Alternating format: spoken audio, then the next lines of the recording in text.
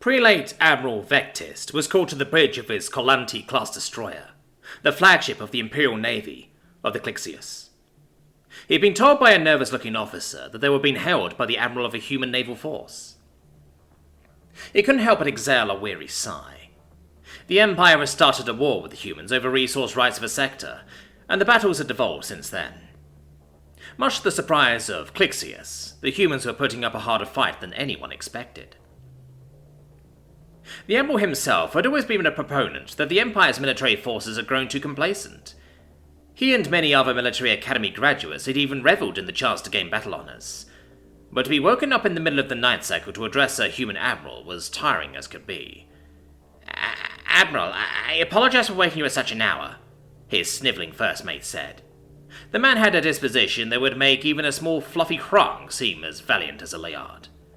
"I was told a human admiral had called up on open comms." "Yes, sir. They are patiently waiting on hold," he confirmed. "Sensors, officer, can we detect them?" "No, sir. The sensors are detecting many relays. The cowards are likely not even in the system."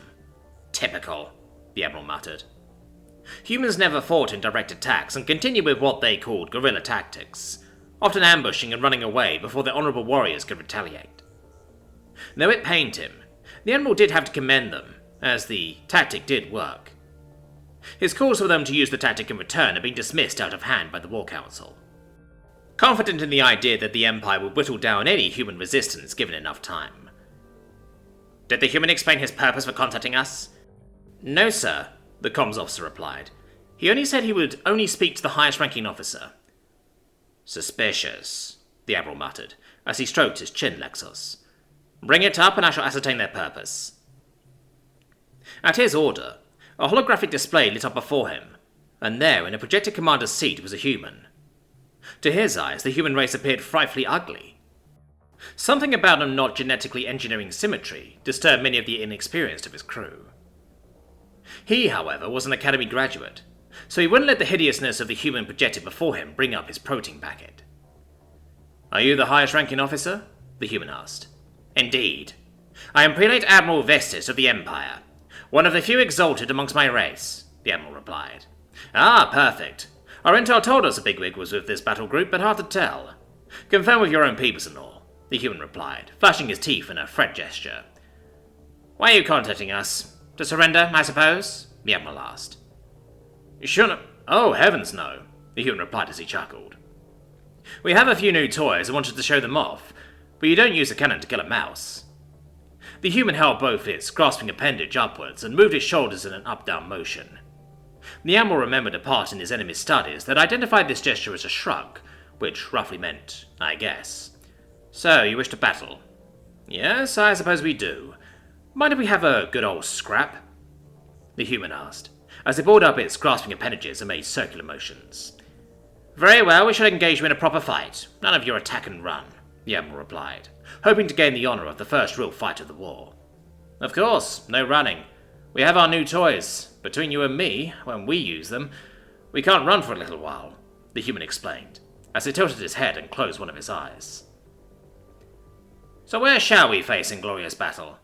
"Oh, don't worry, we will come to you," he replied, as communications abruptly cut off. Quickly realizing the meaning behind his words, the Admiral slammed a button to call high alert to the entire battle group. The humans were on their way to attack them. "Sir, we are detecting gravitational anomalies," the sensors officer declared. This was good. It meant they were using their FTL to drop into the system. It seemed the human was true to his words. In a few of the wrecks they had studied, the engineers had confirmed that human FTL drives were horribly inefficient.